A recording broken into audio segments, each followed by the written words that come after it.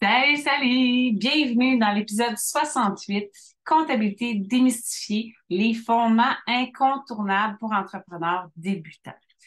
Dans le fond, j'ai réuni toutes les questions qui me sont le plus souvent posées pour te faire un épisode de podcast avec ça.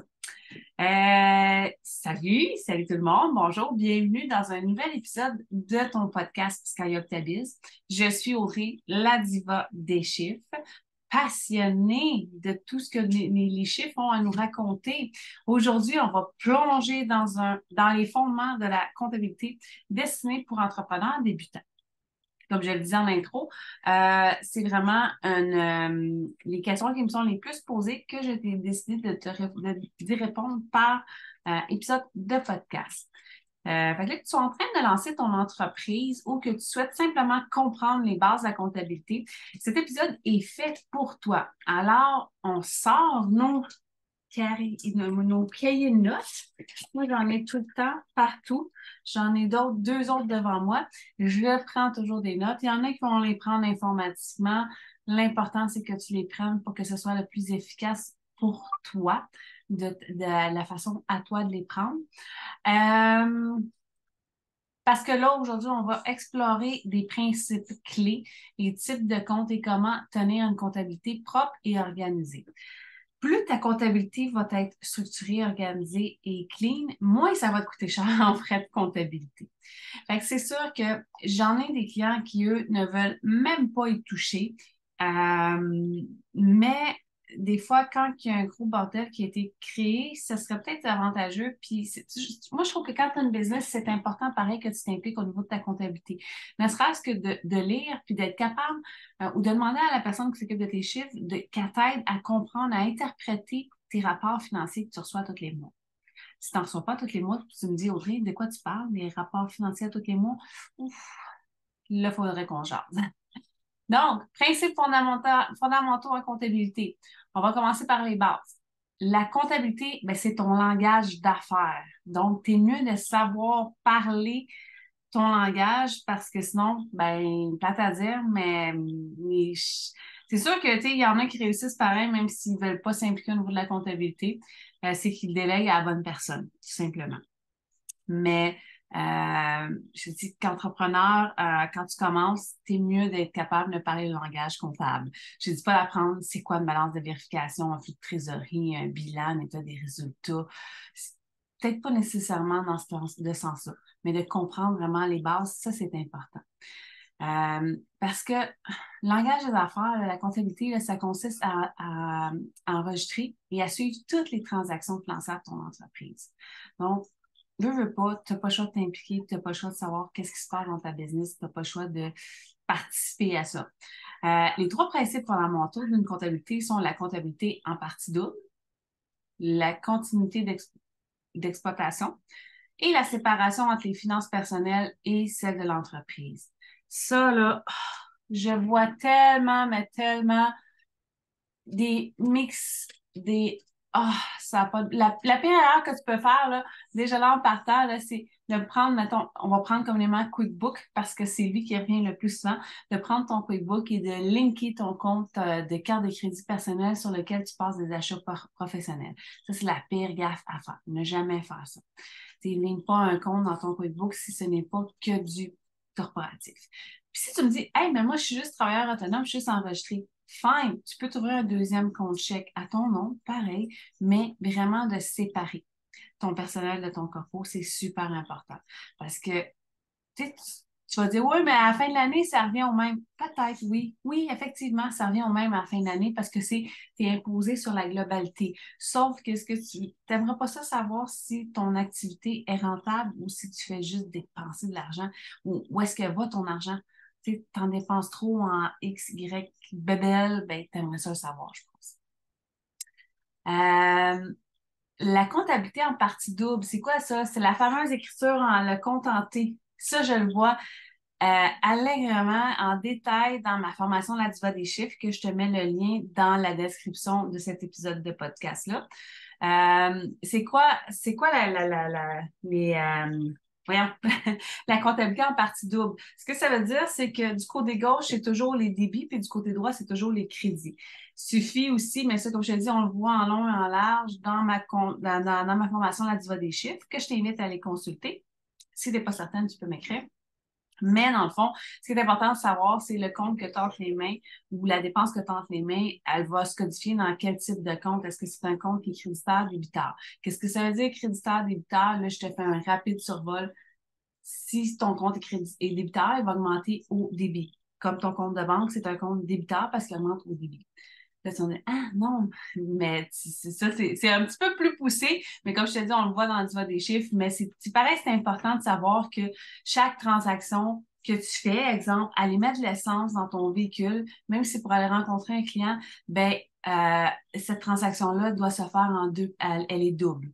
Les débits et les crédits qui sont affectés, pas seulement c'est pas une transaction. C'est une transaction, mais pour que la transaction soit, là, ça fait exprès, je cherche le terme, euh, mais dans le fond, ton écriture, ta transaction balance au niveau de tes comptables, tu as besoin absolument que tes crédits et tes débits soient s'égalisent. Parce que tout ça, ben, ça va garantir ton équilibre financier. Les différents types de comptes. Maintenant, on va parler des types de comptes. Les comptes sont classés en 5 catégories principales. Tu as les actifs, les passifs, capitaux propres, les revenus et les dépenses. Les revenus, les dépenses. Les actifs, tout ce qui est achat, mettons, véhicule, terrain, immeuble, les immeubles, ton compte de banque, ton compte épargne, tout ce qui est les comptes clients à recevoir, c'est des actifs. Tout ce qui est dans ton compte passif, dans les comptes passifs, des types de comptes passifs, ça va être carte de crédit à payer, compte fournisseur à payer, dette, emprunt bancaire, toutes ces choses-là.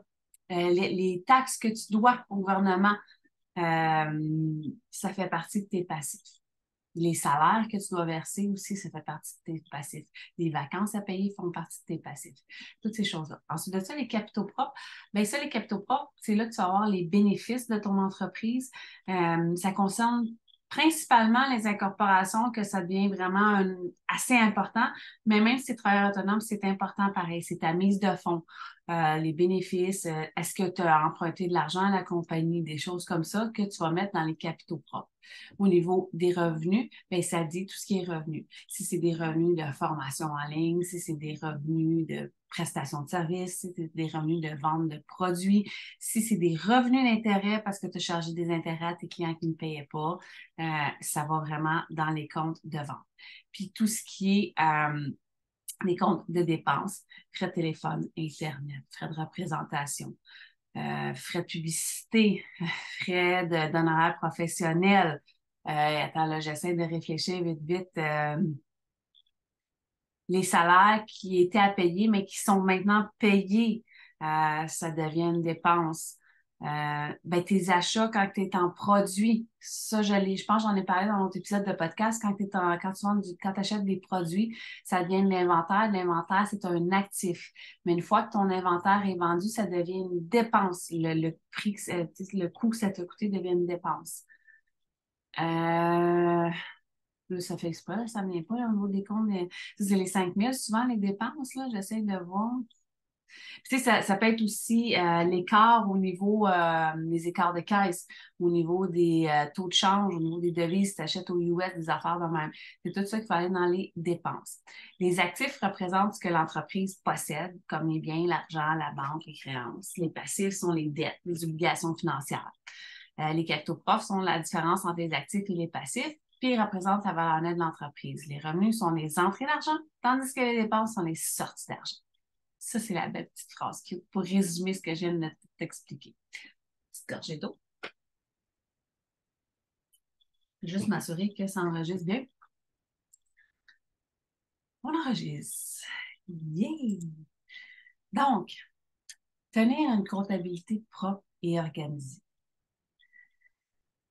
C'est tellement simple et compliqué en même temps. Maintenir une comptabilité propre et organisée est essentiel pour prendre des décisions financières éclairées. Utilise un logiciel de comptabilité ou tiens les registres manuels, mais assure-toi que chaque transaction est enregistrée avec précision. Crée des catégories, des comptes clairs, cohérents pour faciliter le suivi et la compréhension. Et concilie régulièrement tes relevés bancaires avec les enregistrements comptables pour éviter les erreurs. Qu'est-ce que tout ça veut dire? Si tu es dans Excel ou si ta comptabilité, tu n'as pas, je t'invite à aller voir sur mon site web. J'ai plein de fichiers Excel super pratiques qui pourraient t'intéresser. C'est le coin des fichiers tout faits qui s'appelle, mais j'aime pas trop. Je trouve que le nom est un petit peu long, fait qu'éventuellement, il va changer de nom. Mais pour l'instant, au moment où j'enregistre le podcast, c'est son nom. Si jamais tu ne le retraces pas, écris-moi, moi t'aider. Tu as aussi l'erreur que beaucoup de clients font, c'est qu'ils vont prendre leur comptabilité, ils vont la mettre dans QuickBooks ou dans Sage Cloud, ou dans n'importe quel autre logiciel cloud, puis tu sais, tu peux joindre ta pièce justificative dans ta comptabilité. C'est bien, mais ce n'est pas un cloud dans le sens, c'est que ce n'est pas l'endroit où tu dois conserver tes documents. Qu'est-ce qui se passe si dans 2 ans, tu décides, tu fermes ta compagnie ou tu décides de faire autre chose, peu importe, puis que là, Revenu Québec veut vérifier, mais que tu as fermé ton compte QuickBook. T'imagines-tu comment ça va être complexe retracer toutes ces papiers, ces pièces justificatives-là? Avec un truc super simple que je donne toujours en appel découverte. Tu fais selon ton année financière, si tu es incorporé ou simplement travailleur autonome enregistré ou SENC. Si tu es travailleur autonome ou en SENC, qui est société en nom collectif, donc plusieurs actionnaires, mais enregistrés. Ça veut dire que votre année financière, ça termine au 31 décembre. C'est une année fiscale, calendrier typique. Quand tu es incorporé, ton année financière peut être différente de ton année calendrier. Exemple, la mienne, elle finit au 30 juin. Donc, qu'est-ce que je fais à chaque année? Je vais faire un fichier pour l'année. Exemple, tu es travailleur autonome, ça va être 2023. Ensuite, dans le 2023, tu vas faire 12 sous-dossiers qui sont de janvier à décembre inclusivement. Et dans chacun des mois, mensuellement, tu vas aller faire 2 autres sous-dossiers qui vont être les ventes et les dépenses. Par mois, au fur et à mesure que tes transactions, que tu émets une facture de vente, que tes factures d'achat, tu fais un achat, tu viens les placer là. Comme ça, puis en plus de ça, c'est tellement plus simple. Parce que quand on te demande, mettons, un client va te demander une facture, puis une facture de tel mois, tu vas la chercher, c'est super rapide. Puis encore plus vite si tu l'enregistres de façon correctement. Puis ça n'a pas besoin, tu peux le mettre sur ton cloud, mais il faut que tu gardes 7 ans une fois cotisé. Mais attention, admettons que Revenu Québec te vérifie en 2023 pour 2018-2019. Ce que ça veut dire, c'est que ton 2018 va être recotisé en 2023. Donc, ton 2018 doit être conservé jusqu'en 2030. Il faut juste faire attention à cette petite nuance-là. Parce qu'il y en a beaucoup qui débarrassent, mais à règle générale, une fois qu'ils ont fait une vérification, ils ne viennent pas revérifier, mais au cas où, on est mieux de ne pas prendre la chance. Avec tous les concepts que je t'ai parlé aujourd'hui, j'en parle en long et en large. Je les explique énormément dans ma formation La Diva des chiffres. Comme je t'ai dit, le lien pour aller voir tout ce qui contient La Diva des chiffres se retrouve dans la description du podcast. Puis, ça fait le tour pas mal des 3 trucs vraiment simples et super importants pour avoir une comptabilité, pour les fondements incontournables que tu dois avoir dans ta comptabilité. Fait que voilà, dans le fond, ça fait pas mal le tour des bases de la comptabilité pour entrepreneurs débutants.